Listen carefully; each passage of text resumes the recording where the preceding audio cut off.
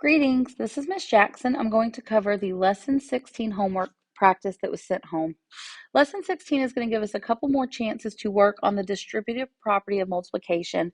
The distributive property can be a little confusing at the beginning, but once kids really start to understand it, it becomes a very useful tool in solving multiplication problems.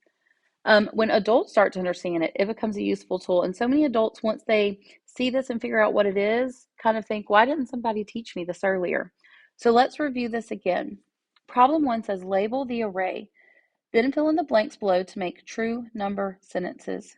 So when we look at this array right here, we can see that there are 6 rows of 4.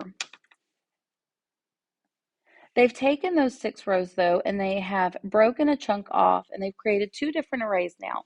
The first one is 5 groups of 4, which is 20. The second one, they're asking you to fill in the number of rows here. There's 1 row of 4. 1 row of 4 gives us a product of 4.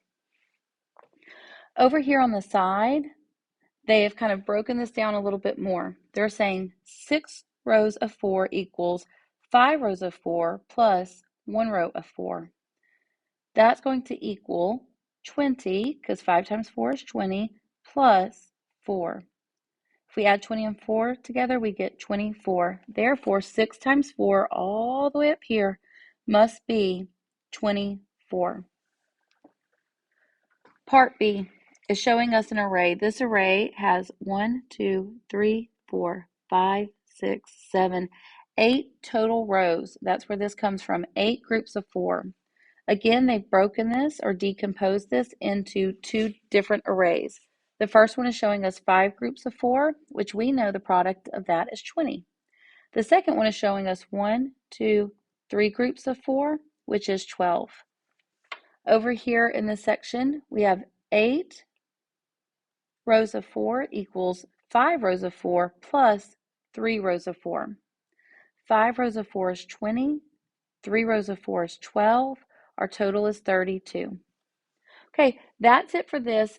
This is one of those that it really does take some time for kids to understand, and it kind of clicks for each kid at a different point. It's something we will work on all year. However, you may really want to focus on it over the next few days, as there will be examples of this on our upcoming module tests. I know there's at least one question very similar to this. If you have any questions over the distributive property, please feel free to reach out and let me know, and I'll be happy to help. Thank you.